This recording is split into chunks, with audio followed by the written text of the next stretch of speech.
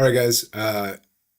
In this video, I'm just going to be going through these practice problems. So we have some enthalpy delta H practice problems, and then also we have a couple practice problems that's going to kind of introduce us to um, the last part of Unit 3, which is going to focus on calorimetry. Um, and so, in class we'll do a calorimetry lab, but these practice problems kind of are the way calorimetry questions might be asked on the AP exam. And so, again, just a review of enthalpy practice questions and then some calorimetry practice questions. Okay. So the first question here. A student mixes two solutions together and is monitoring the temperature of the reaction. The initial temperature before they mixed was 23.2 degrees Celsius, and as the reaction proceeded, the thermometer reached a maximum temperature of 32.5 degrees Celsius, and all they want to know is this reaction exothermic or endothermic, and we need to justify. Okay. So remember, whenever we're monitoring the temperature of a reaction with a thermometer, the thermometer is part of the surroundings. So if the temperature goes up on the thermometer, that means energy is being released from the reaction to the surroundings. So because temperature increased as the reaction proceeds, we know it's an exothermic process because the reaction was releasing energy. So we would say it's exothermic. And the reason is the final temperature was greater than the initial temperature, right? So if the final temperature here had been less than the initial, then we would have switched our answer to endothermic. But because the temperature went up as the reaction happened, that means as the reaction proceeds, it's releasing energy to the surroundings. So we know it's an exothermic process. All right. So we go to the next question. So we got a 3-part question here, and we're talking about dissolving sodium bicarbonate, so an ionic compound, in water. And they give us the equation for that. So we got sodium bicarbonate yields sodium ions plus bicarbonate ions, aqueous, and they give us the delta H of the reaction. So the first thing, understand is the delta H for this reaction is positive. So that's telling us this is an endothermic process. Heat's required overall for the reaction to occur. So in the future, for like equilibrium problems and stuff like that, and you're thinking Le Chatelier's principle, whenever you have a positive delta H, you should be thinking heat is a reactant.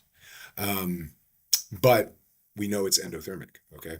And just understand what the other conclusions you can jump from that. And one of the main conclusions is whenever you have an endothermic reaction, we know the attractive forces of the reactants have to be stronger than the attractive forces of the products. Because remember, it always takes energy to break attractions, and it always releases energy when new attractions are formed. So because we know this is a positive delta H, if later on they ask us a question about what's stronger, the bonds or the attractive forces of the reactants or the bonds or the attractive forces of the products, in this case, because this is positive, we know the attractive forces of the reactants, the things that have to break for the change to occur, are stronger than the attractive forces of the products, the things that release energy as they are formed as a product. Okay. But the first question is, okay, based on this information, what's the molar heat, the delta H of solution for sodium bicarbonate? So not a trick question, but something we have to understand is this equation shows 1 mole of the compound sodium bicarbonate dissolving in water. So the delta H of this reaction is the delta H of solution, the molar heat of solution for sodium bicarbonate. So the answer is just that, 18.6 kilojoules per mole. Okay, so the molar heat of solution for sodium carbonate or sodium bicarbonate is this same delta H value. Now, let's say they gave us the same equation, but all the coefficients were doubled. Then for the molar heat of solution of this compound, if there was a coefficient 2 here, we would take this delta H and divide it by 2 to get energy per mole of that compound. But since this coefficient is 1, energy per mole of this reaction is energy per mole of that compound dissolving in water. So our answer is just that delta H value. Okay. And then part B, how much energy is required to dissolve 15 grams of this salt? And they give us the molar mass, so we don't have to look it up. So we want to know how much energy is going to be required when 15 grams of this salt dissolves. So we just have to do a little dimensional analysis. We would take our 15 grams of the sodium bicarbonate, divide by its molar mass to get moles, and then it would be this much energy required for every one, right? The coefficient here is 1 for every 1 mole of sodium bicarbonate. And we would get 3.32 kilojoules. All right. So the next question for this is what I was kind of talking about beforehand. We know it's an endothermic reaction, so we know the attractive forces that have to break for this change to occur are stronger than the attractive forces that are formed when this change occurs. So the question's asking what is stronger, the reactants forces of attraction or the products forces of attraction? And we know it's the reactants, but they don't just say reactants or products. So we have to know what has to break for this change to occur and what is formed. So when a salt dissolves in water, the ions have to pull apart. So you have to break the ionic bond. And whatever solvent you're using, in this case water, the IMFs have to break a little bit too. The water has to make room for the ions to fit between them. So the ionic bond between sodium and bicarbonate and the hydrogen bonding in water, those are the attractions that have to break. Okay. When a salt dissolves in water, the new attractions that are formed that release energy are the ion dipole interactions, right? You would have this ion surrounded by water molecules with ion dipole interactions. You would have this ion surrounded by water with ion dipole interactions. And so those are the attractions that are formed. And so since this was positive, a positive delta H, an endothermic process, we know that that these are stronger, the attractive forces of the reactants. So the answer would be I. Okay. Right? So we'd have to recognize that these are the attractions that have to break, and these are the attractions that have to form. And because it was an endothermic process, bonds broken must be stronger than bonds formed. So I. Okay. If it had been exo, like I have it right down here, if this had been a negative delta H, then the answer would be 2. The attractive forces that are formed are stronger than the attractive forces that have to break, and overall energy was released, right? So we're remembering axing is taxing and forming is warming, right? Okay. So number 3, pretty straightforward. We got a Hess's law situation, right? So we have this equation that we don't know the delta H for, we're trying to solve, and they give us these 3 equations where we are trying to find the delta H. Okay, so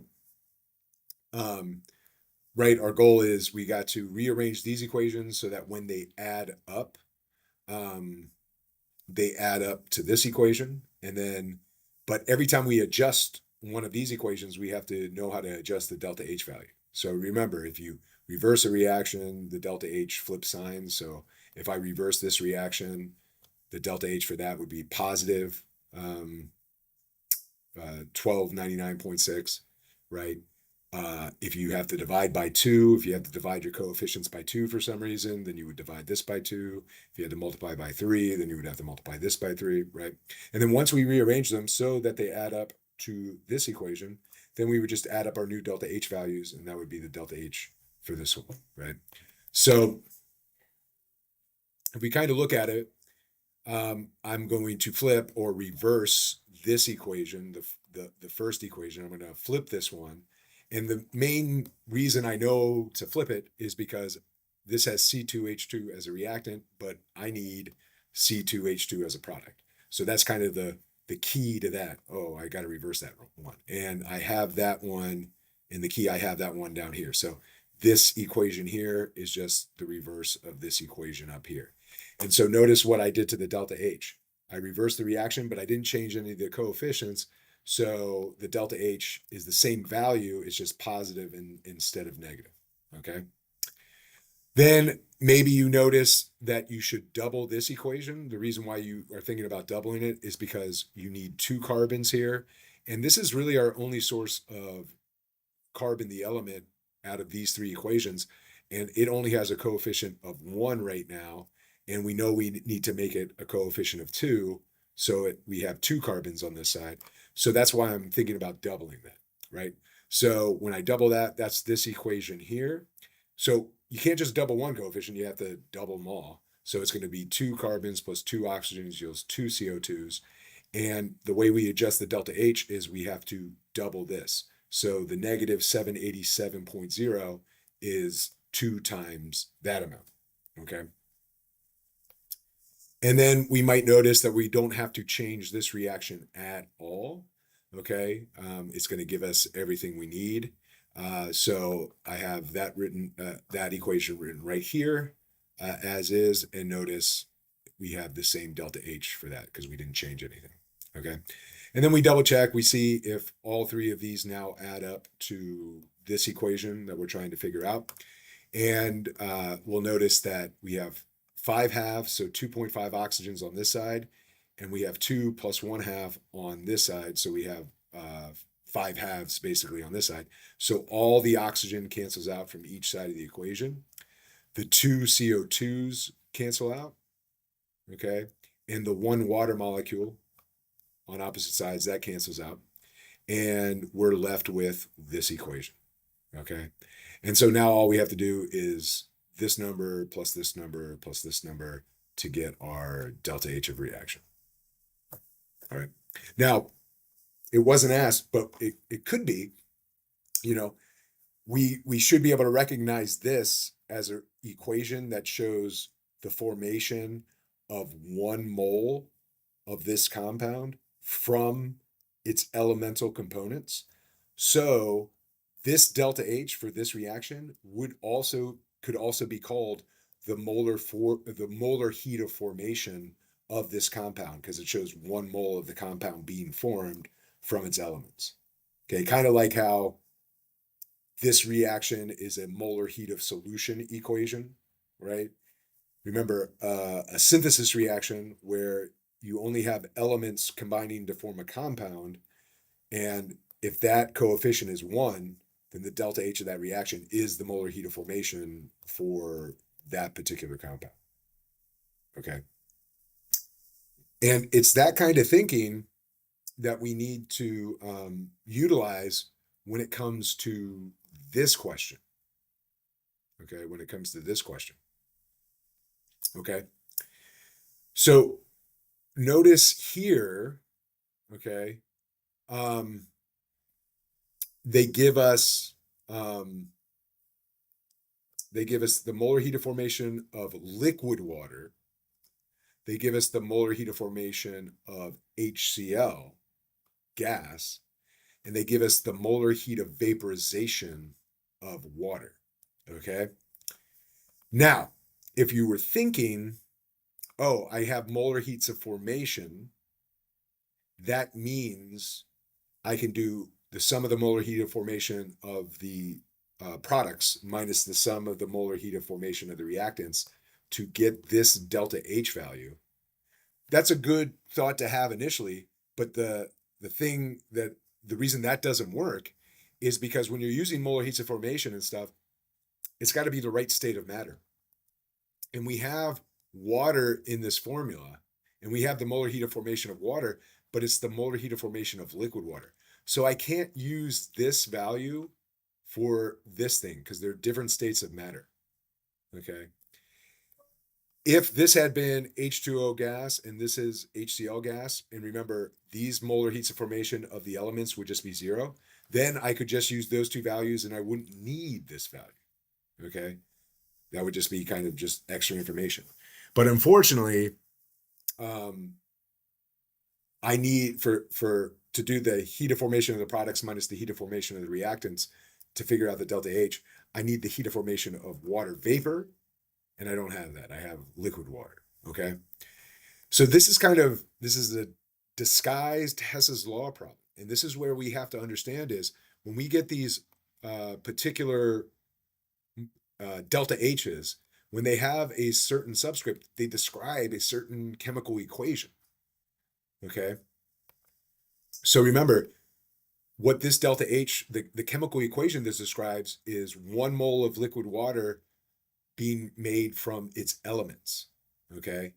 And what this describes is 1 mole of HCl being created from its elements, from hydrogen and chlorine.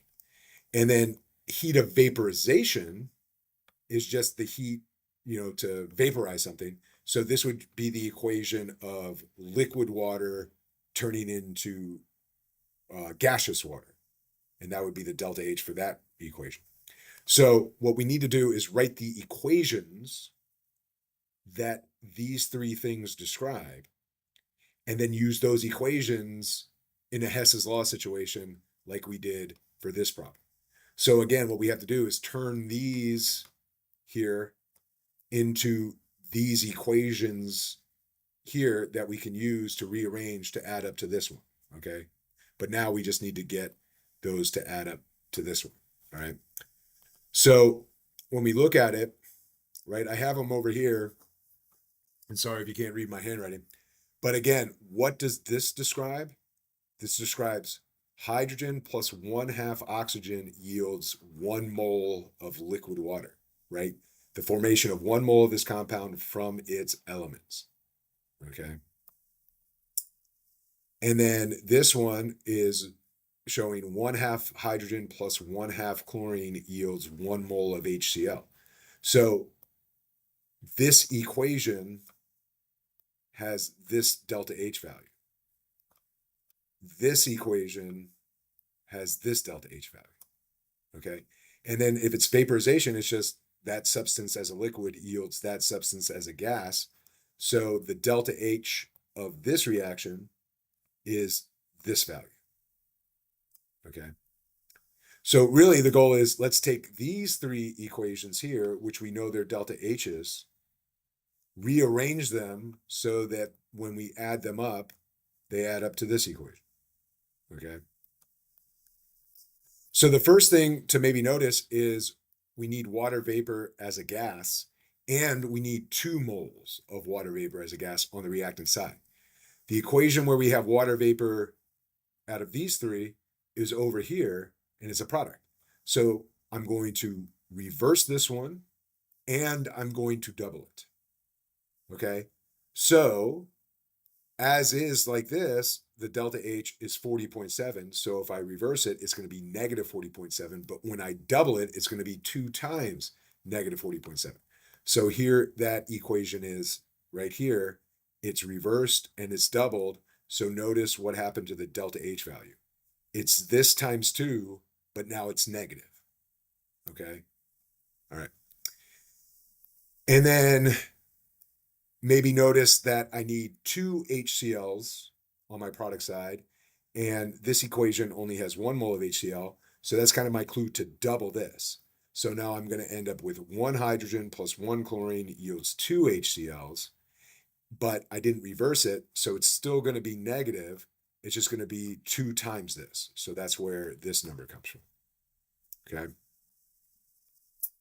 And then if we look up here, we have liquid water, and we need liquid water to cancel out, okay? So here we have 2 moles of liquid water. We need it to completely cancel out. And so what I'm going to have to do with this one is I'm going to have to reverse it and double it to get 2 moles of liquid water to fill out, to cancel out. So I'm going to flip the sign of this. So it's going to be positive 286, but then I've got to double it because I need 2 moles of water, not 1 mole of water to cancel out. So that's where this 572 came from, positive 572, okay? But then if we add these together, the 2 moles of liquid water cancel out.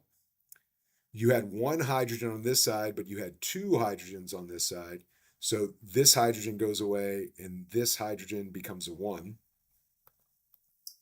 And that's everything. And then so what do we have left? We have 2 H2O gases plus 1 chlorine yields 2 HCl's plus 1 hydrogen plus 1 oxygen.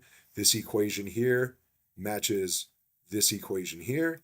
So if we just add these up, we end up with the delta H for that reaction. Okay. All right. So as I'm thinking about it, I think I'm going to make this a 2-part video.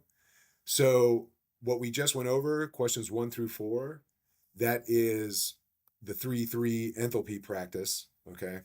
And then the next video will be part 2, and that's when we're going to be doing the intro to calorimetry practice problems. Okay. So I'm just going to stop this one and make the second one here for you. All right. Have a good one.